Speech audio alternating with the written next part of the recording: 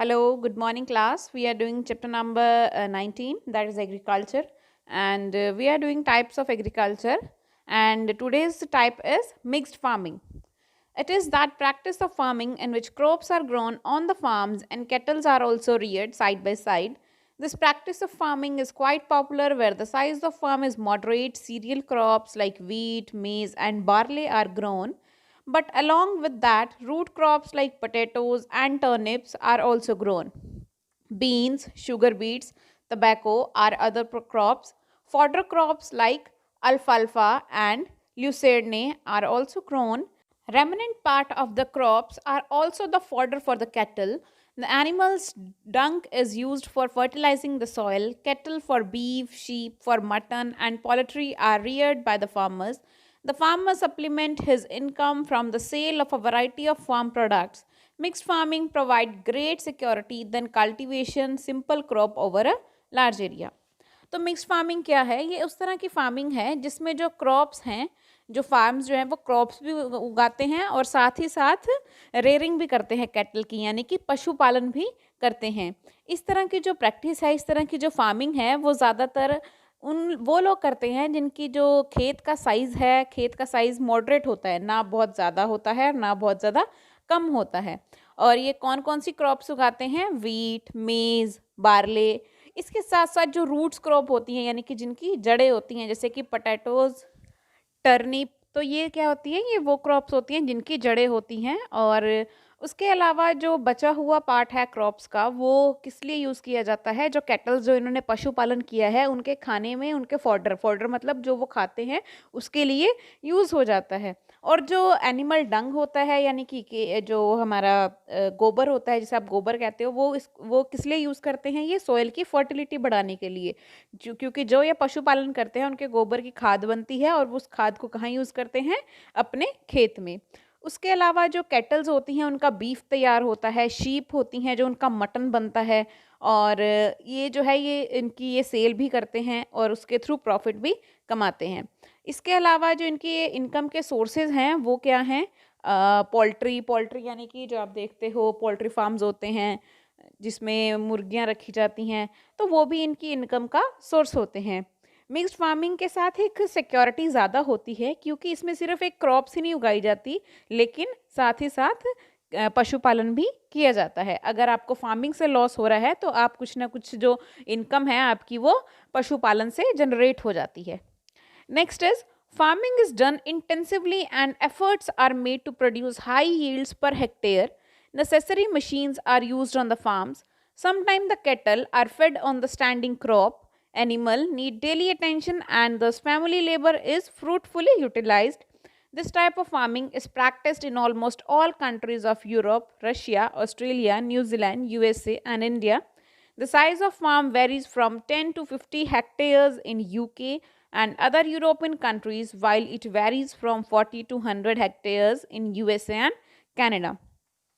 अब यहाँ पे जो मिक्स्ड फार्मिंग है, यहाँ पे जो फार्मिंग की जाती है बड़े इंटेंसिवली तरीके से की जाती है। इंटेंसिवली तरीके से मतलब जो नेसेसरी मशीन्स होती हैं उन्हें यूज़ किया जाता है। ज़्यादातर मशीन्स नहीं यूज़ की जाती जिसकी नेसेसिटी है, जैसे कि ट्रैक्टर्स हो गए और उसके अलावा जो फर्टिलाइज़र्स हो गए तो वो यूज़ किए जाते हैं। और इनका जो प्रोड्यूस होता है उसमें भी हाई यील्ड वैरायटी के सीड यूज़ किए जाते हैं ताकि जो आउटपुट निकल के आएगा क्रॉप्स का वो ज़्यादा हो। और कई बार क्या होता है कि जो कैटल्स होती हैं, कैटल यानी कि जो भी पशु उन्होंने पाल रखे हैं, उनको स्टैंडिंग क्रॉप्स पे ही फेड कराते हैं।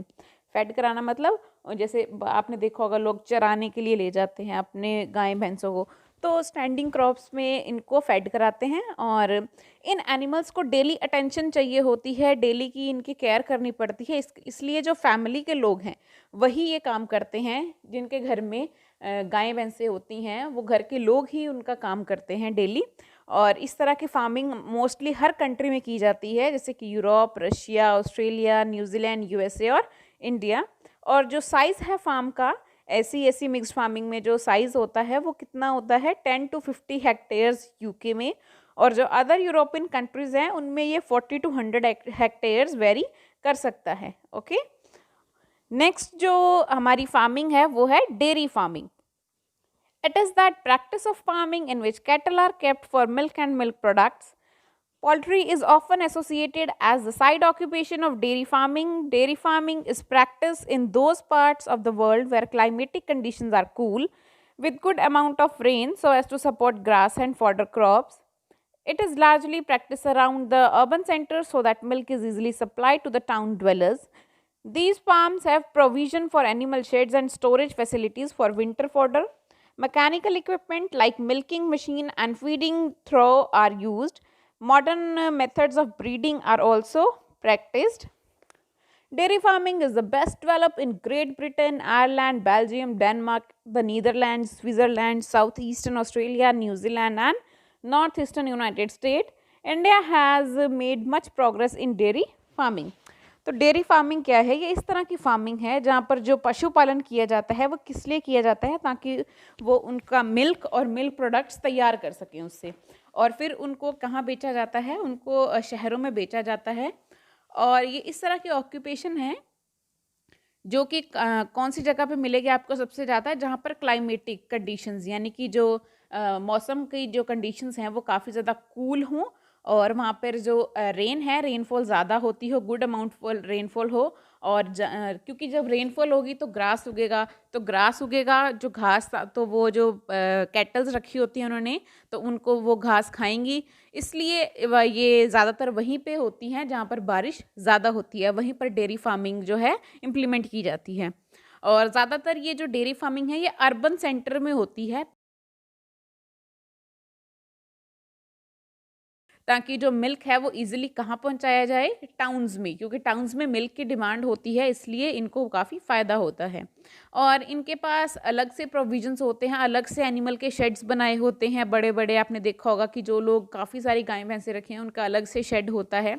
और विंटर में भी अलग से उनकी कंडीशंस होती हैं, लोग विंटर में अलग से, जैसे देखोगे आप, कवर करके रखते हैं उन्हें। तो एक प्रॉपर सिस्टमेटिक वे होता है। और इनके पास मैकेनिकल इक्विपमेंट्स होते हैं, जैसे कि जो दूध निकालने वाली मशीन्स होती हैं वो यूज़ करते हैं, और फीडिंग ट्रो यानी कि मशीन्स के थ्रू फीडिंग, ताकि सबके पास इक्वल इक्वल प्रपोर्शन में जो खाना है वो पहुँचे। इस तरह के मेथड्स जो हैं ये यूज़ किए जाते हैं। और ये जो डेयरी फार्मिंग है ये ज़्यादातर डेवलप यानी कि सबसे अच्छे तरीके से कहाँ पे डेवलप हुई हैं? ग्रेट ब्रिटेन में, आयरलैंड में, बेल्जियम में, डेनमार्क में, द नीदरलैंड्स में, स्विट्ज़रलैंड और New Zealand, north eastern United states. India में अभी ये जो फार्मिंग है ये प्रोग्रेस पे है, मतलब कुछ जगह पे आ चुकी है पूरी तरह से, और कुछ जगह पे ये प्रोग्रेस में चल रही है।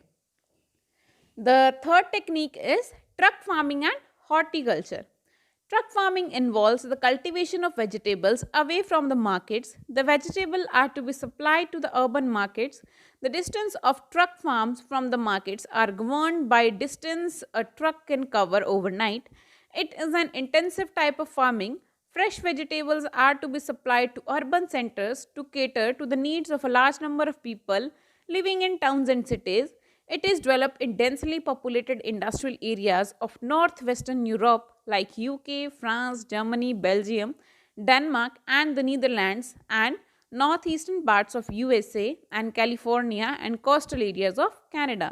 The richness of India's climatic variation allow many types of vegetable to be grown in different regions of the country. Main vegetables are beans, onion, tomatoes, carrot, pumpkin, cabbage, cauliflower, etc. India grows vegetable all the year round.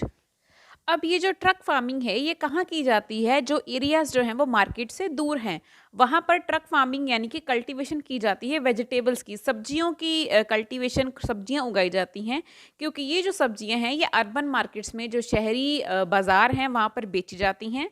और इसका काफ़ी ध्यान रखा जाता है कि जो दूरी है, डिस्टेंस है, वो कितना होना चाहिए जो कि एक ट्रक एक रात में कवर कर पाए, उतने डिस्टेंस की दूरी पर ही ट्रक फार्मिंग की जाती है। क्योंकि इसमें क्या होता है कि जो सब्जियां रात को ये तोड़ते हैं उनको निकाल के ट्रक में भर के रातों रात अगली सुबह अर्बन एरियाज़ यानी कि शहरों में पहुंचाया जाता है।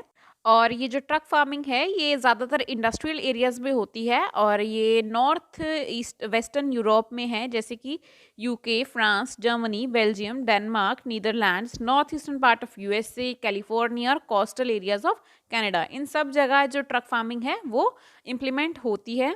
और जो इंडिया के क्लाइमेट में काफ़ी ज़्यादा वेरिएशन है, यानी कि चारों तरह के मौसम जो है वो इंडिया में आते हैं। इसलिए यहाँ पर काफ़ी तरह की सब्जियाँ उगाई जाती हैं अलग-अलग क्लाइमेट के हिसाब से हमारी कंट्री में। और जो मेन वेजिटेबल्स हैं इंडिया की वो कौन-सी हैं? Beans, onion, tomatoes, carrot, pumpkin, cabbage, cauliflower etcetera. और ये जो वेजिटेबल्स हैं ये इंडिया सारे साल ही उगाता है, क्योंकि यहाँ की जो क्लाइमेटिक कंडीशंस हैं, जो वातावरण है वो काफ़ी ज़्यादा अच्छा है और वेजिटेबल उगाने के सपोर्ट में होता है। नेक्स्ट है the growing of fruits and flowers is horticulture. They are in great demand in towns and cities. Bananas, mango, apple, peach nut, peaches, walnut, figs, cherries, oranges, lemon and grapes are the main fruits. Fruit farming is a specialized type of farming. The development of fruit farming largely depend upon the efficient system of transport. The Netherlands is world's most famous for its cultivation of national flower, the tulip. All the Mediterranean countries specialize in fruit farming.